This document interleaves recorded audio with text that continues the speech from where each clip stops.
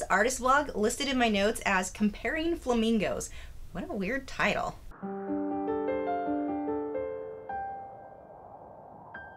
Hi, I'm Lisa, the artist behind Lachri Fine Art. Today I am going to be talking about how sometimes just changing the tools that you're using can make a huge difference in your artwork. Now, I've already made videos comparing Prismacolor to luminance and Prismacolor to polychromos. If you've not seen those, I will have a card pop up here and you can check those out. Just recently, I finished this flamingo in colored pencil. Now, a little over a year ago, I had completed another flamingo, also using colored pencil, but on that one, I had used the Prismacolor. This is before I switched over to luminance and polychromos. Now, my experience on that first flamingo was just frustrating because the tools were just, my pencils were breaking constantly.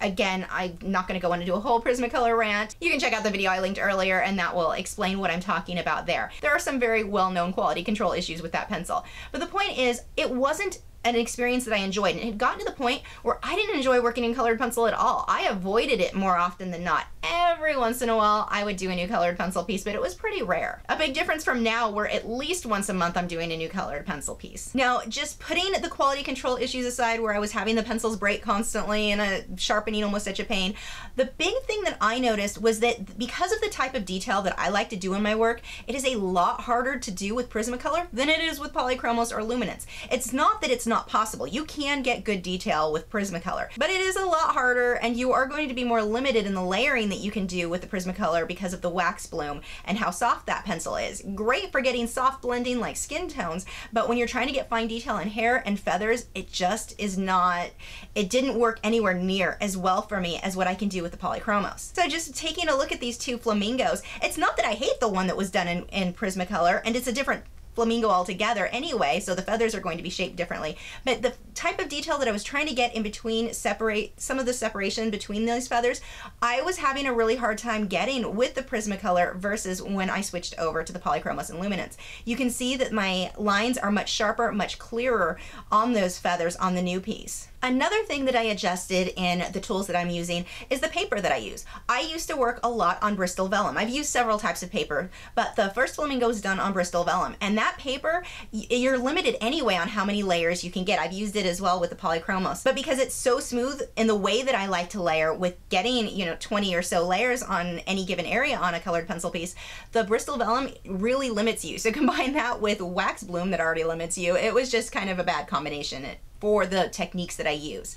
Now, I do again want to say, depending on the techniques you're using, I know artists who use those tools and get beautiful results. For me, for the way that I like to work, it just wasn't working. And so on the new piece, I worked on Fabriano Artistico Extra White Hot Press 140-pound, names way too long watercolor paper. This paper is still very smooth, but it has just that little bit of extra tooth that I'm able to get more layers on it. Working on the new flamingo, I just kept reminiscing, looking back at how frustrated I was through the whole process of working on the lesser flamingo.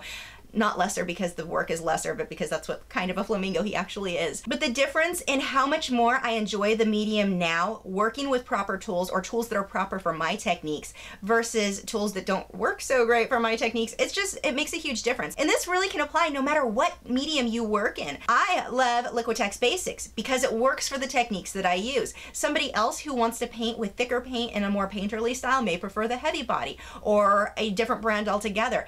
Everything's going to depend on the techniques that you're using, and so if you're having a hard time getting a certain look that you want, check out other supplies. It's possible that if you just switch brands or switch types of whatever pencils or paint that you're using, you may be able to get the results you want a lot easier. Thanks for watching. If you're new to my channel, I have new video critiques every Tuesday where I'm critiquing your original paintings or drawings, my own speed paintings, drawings, and tutorials every Wednesday, social media tips for artists each Thursday, and artist vlogs every weekend. So if you haven't already, I would love for you to subscribe so you don't miss out on anything, and you can follow me on Facebook, Twitter, Instagram, Google+, all of those social media sites are linked below in the video description, where you can keep up with news, my newest work, and see real-time clips of whatever it is that I'm currently working on. I'll see you guys in a few days.